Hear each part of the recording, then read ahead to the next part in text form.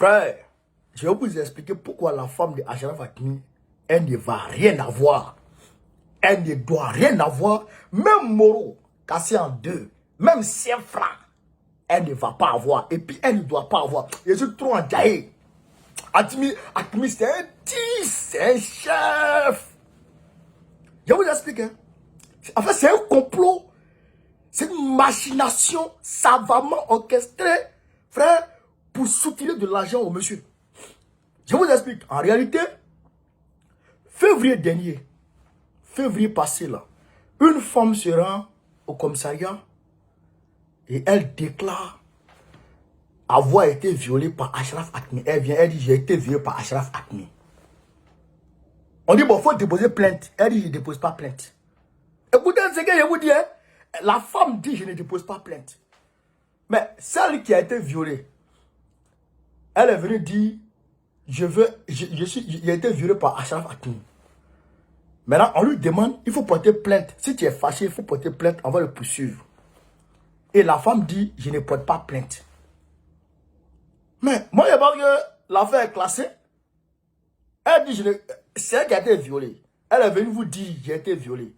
On dit, bon, il faut porter plainte. Elle dit, je ne porte pas plainte. Mais si elle ne porte pas plainte, c'est qu'elle n'a pas été violée. Sinon, quand on viole quelqu'un là, frère, pour marcher, me parler au commissariat, vrai, il y a des problèmes. Mais elle s'en va au commissariat tranquillement et elle dit, je ne porte pas plainte.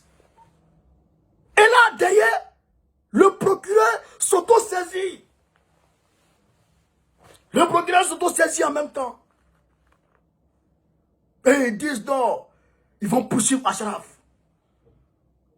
Donc, on ouvre un examen. On ouvre une institution contre Achraf Hakimi. On met les investigations maintenant. On met les enquêtes, Mais, pendant qu'on met les enquêtes, alors que rien ne prouve, alors que rien n'est sûr, la femme de Achraf Hakimi, elle dit non, elle se met du côté de la femme qui a été violée parce que selon elle, la femme, tout démontre que la femme se trouvait dans le domicile de Achraf Hakimi ce jour-là, ce week-end-là. Parce qu'elle n'était pas là, mais au domicile de Achraf Hakimi, la femme là était là. Comment elle a su que la femme était là-bas? Et comment elle, la femme de Achraf Hakimi, comment elle, alors que tu ne les as pas vus, alors qu'il n'y a pas de témoin qui les a vus, alors que, frère, alors que tout porte à croire que c'est un complot, alors que la femme en question elle-même, elle refuse de porter plainte, alors que tout porte à croire que c'est une machination pour soutenir de l'argent à ton mari, alors que le procureur de la République, s'auto-saisit du dossier. Tu vois que c'est un business, mais bizarre. Je prends mon cas à moi. Mon scooter a été volé. Les policiers ont retrouvé le scooter. Ils m'ont appelé. Je suis arrivé. C'était un jeune arabe qui avait volé. Et on me dit que le jeune en question est là. Et on me demande de déposer plainte. J'ai dit que je ne dépose pas plainte contre lui. Donc quand j'ai dit que je ne dépose pas plainte contre lui, mais le procureur ne s'est pas auto-saisi. Ça c'est mon cas. Le procureur ne s'est pas auto-saisi. L'affaire a été classée. Moi, j'ai repris mon scooter, je suis parti à la maison. L'affaire, le gars, il a fait sa garde à vue, il est sorti, puisqu'il n'y a pas de plainte. Mais le procureur ne s'est pas auto-saisi. Mais pourquoi le procureur s'auto-saisit dans le cas de Achraf Hakimi là? Parce qu'en réalité, il y a de l'argent là-bas. En réalité, c'est un complot. Maintenant, la femme, au lieu de soutenir ton mari face au complot qui est organisé contre lui, au lieu de faire comme la femme, frère, de Tariq Ramadan, au lieu de faire comme la femme de Donald Trump, au lieu de faire comme les femmes, les bonnes femmes des grandes personnalités, elle dit, bon, elle va se mettre du côté de la victime, de la femme qui a été violée, qui a refusé de porter plainte. La femme qui a été violée, qui a refusé de porter plainte, elle va se mettre du côté de cette femme-là, contre son mari, avec qui elle a 2 enfants, avec qui elle a partagé sa vie à Madrid, avec qui elle a passé sa vie à Dortmund, avec qui elle est en train de partager sa vie en France ici. 2 enfants. Elle dit elle va se mettre du côté de la femme qui a été violée, selon elle, entre guillemets, qui est arrivée de porter plainte. Et donc, elle va se mettre du côté de cette femme-là. Et 2 semaines après, frère, elle demande le divorce en même temps. C'est un coup. C'est un coup. C'est un coup monté. En réalité, tout porte à croire que la femme qui s'est retrouvée au domicile de Achraf Hakimi ce week-end-là avait été envoyée, Dieu seul sait, mais selon moi, selon mes analyses, avait été envoyée par la femme de Hakimi elle-même, en complicité avec un certain nombre d'autorités, comme ce qu'ils ont fait avec Benjamin Mendy, comme ce qu'ils ont fait avec Tariq Ramadan, comme ce qu'ils font avec beaucoup de personnes. Elle a été envoyée par la femme de Hakimi elle-même. Selon moi, selon mes analyses, je ne dis pas que c'est ça, Dieu seul sait, mais selon mes analyses, tout porte à croire qu'elle a été envoyée. Frère, tout porte à croire qu'elle a été envoyée. Donc, sinon, si c'est une femme qui aimait son mari, parce qu'elle a 36 ans, Hakimi a 24 ans. Elle est actrice. Mais Hakimi est footballeur. Hakimi, c'est l'un des footballeurs les plus riches, les mieux payés aujourd'hui. Le jeune, il touche 1 million d'euros, plus d'1 million d'euros. Ça fait plus de 655 millions de francs CFA par mois. Donc, elle voit le magot est élevé. Le magot est fort. Donc, elle veut prendre pour elle en même temps pour se tailler. Alors que c'est les mêmes maghrébins. Elle est tunisienne, libyenne. Et Hakimi, lui, il est marocain. Donc quand même si tu es né à Madrid, tu as grandi à Madrid, mais quand même, tu connais un peu quand même les traditions, tu connais un peu quand même la culture musulmane, tu connais un peu quand même d'où tu viens, tu sais un peu quand même, là-bas, là, quand le mari a un problème, la femme doit se mettre du côté du mari, frère, pour soutenir le mari jusqu'à ce qu'on traverse le problème. Quand le problème finit maintenant, on dépose le problème maintenant en famille. Mais, vous n'avez pas encore fini le problème de l'ennemi. C'est-à-dire qu'il y a quelqu'un qui quitte dehors pour venir vous agresser. À ce moment-là, la femme est tenue de se mettre du côté de son mari, selon nos traditions, selon nos coutumes, se mettre du côté de son mari pour combattre l'ennemi extérieur. Quand on finit de combattre l'ennemi extérieur maintenant, à la maison on se trouve, mais on va dans la chambre, mon frère, ce que tu as fait là, est-ce que la femme là, on dit elle était ici? Est-ce que, moi je ne sais pas, je n'étais pas là, mais on dit elle était ici. Mais est-ce que vraiment tu n'as pas touché? Là, c'est compréhensible. Là, c'est compréhensible. Je vous prends le cas de Tariq Ramadan. Tariq Ramadan a été visé par plusieurs viols en même temps. Plusieurs cas de viol en même temps. Mais il s'est trouvé que la femme avec qui Tariq Ramadan a eu un débat où il a démonté la femme. C'est vrai que la femme, son livre qu'elle avait fait n'a même plus été acheté parce que Tariq Ramadan a démonté son livre. La femme là, elle était complice avec les femmes qui ont porté plainte contre Tariq Ramadan. Toutes les femmes ont causé avec cette femme là.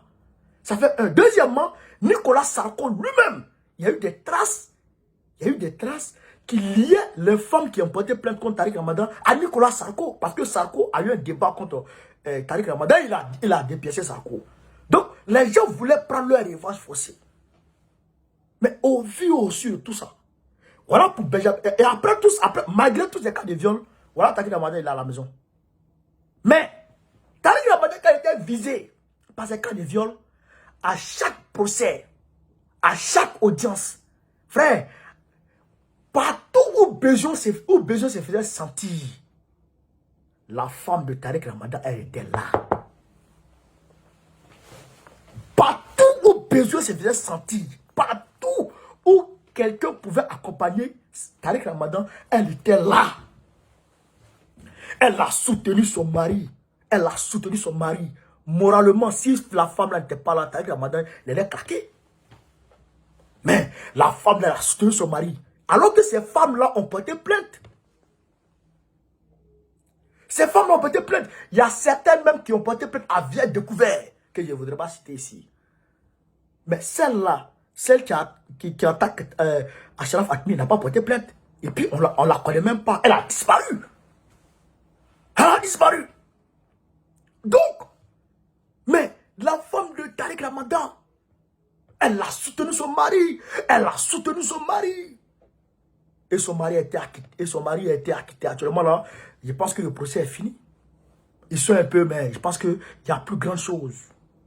Mais hier, si elle avait laissé son mari, aujourd'hui, elle allait regretter parce que son mari n'a violé personne.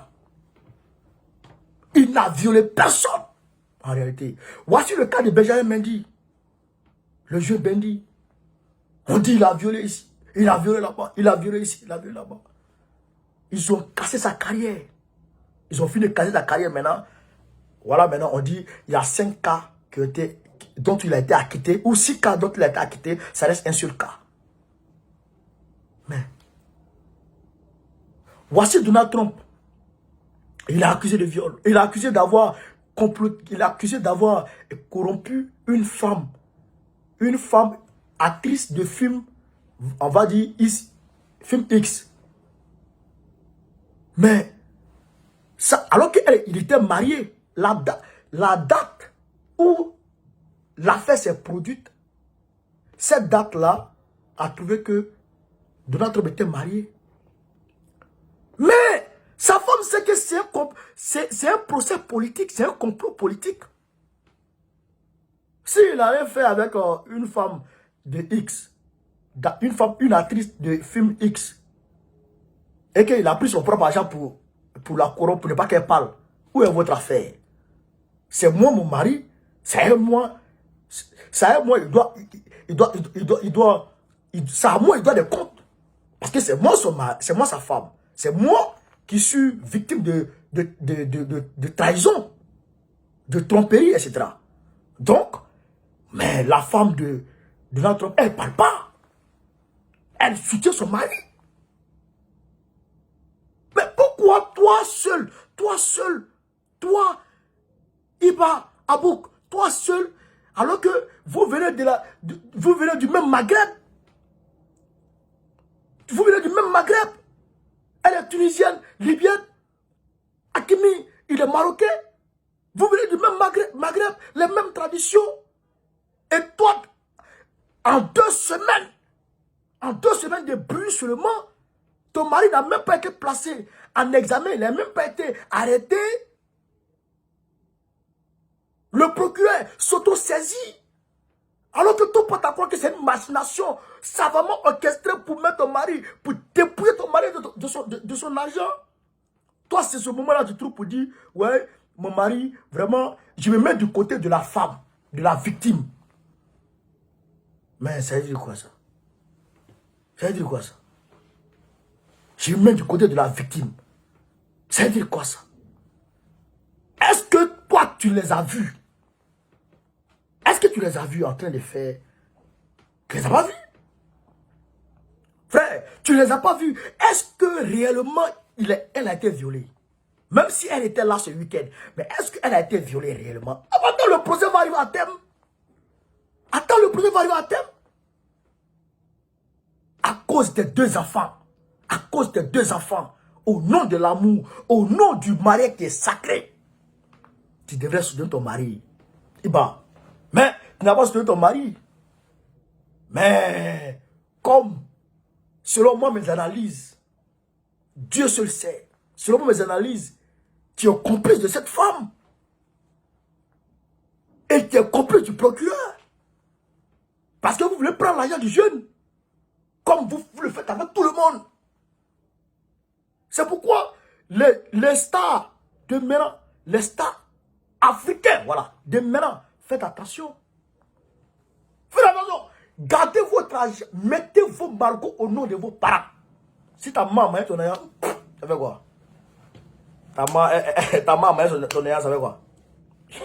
C'est bénédiction. Ton papa a ton argent. Bénédiction. Mais Une ouara comme ça va prendre un palais, ça comme ça. Ça fait mal. Donc, il y a beaucoup qui tombent dans la dépression. Donc, Achraf Hakimi, bravo. Bravo. Il a mis tout le jeton au nom de sa maman. Et il faut dire que Hakimi, il a vu vite venir les choses. Il a vu vite venir les choses.